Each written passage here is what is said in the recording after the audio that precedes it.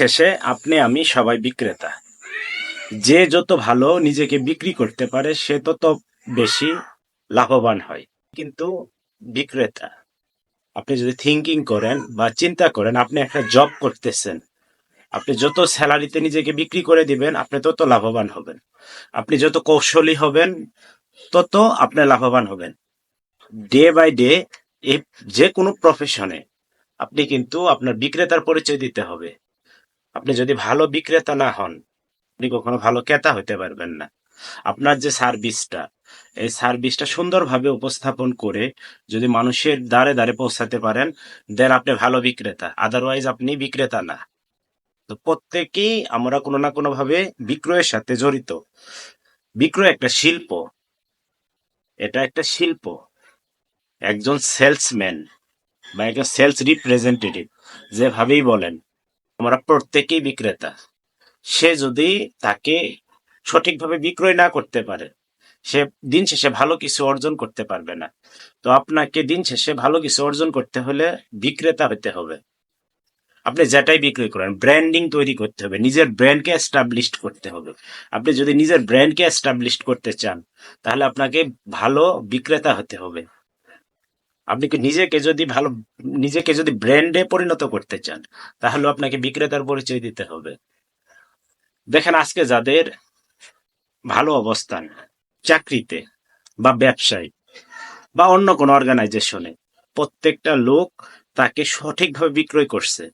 তার মর্যাদা, তার যে কাজের মর্যাদা অনেক উপরে নিয়ে গেছে। দক্ষতা, যোগ্যতা অথবা যে কোনো উপায়ে সে উপরের দিকে ধাবিত হয়েছে। দিন শেষে একজন বিক্রেতা, কারণ তার শ্রমকে বা তার কর্মকে সঠিকভাবে বিক্রি করতে পারছে। আপনি যদি একজন অ্যাডভোকেটের কাছে যান, দেখেন কোনো না কোনো ভাবে আপনাকে সে মডিফাই করবে।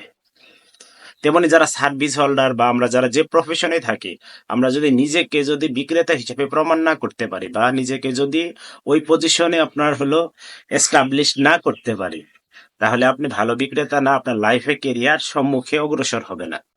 আপনার লাইফে সবসময় বাধা বিপ্রতি বিভিন্ন সমস্যা থাকবে। দেখেন একজন বিক্রেতার কিছু কৌশল অবলম্বন করতে হয়। নিজেকে আপনার ব্র্যান্ডিং তৈরি করতে হয়, নিজের ব্র্যান্ডিং তৈরি করতে হয়। তারপরে প্রোডাক্ট নলেজ থাকতে হয়। তারপরে আপনাকে হলো কমিউনিকেশনের দিকে আপনাকে মনোযোগ দিতে হয়।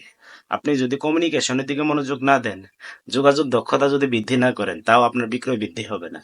তো সর্বোপরি একজন ভালো বিক্রেতার অবশ্যই অনেকগুলা গুণকে হাইলাইট করতে হয়।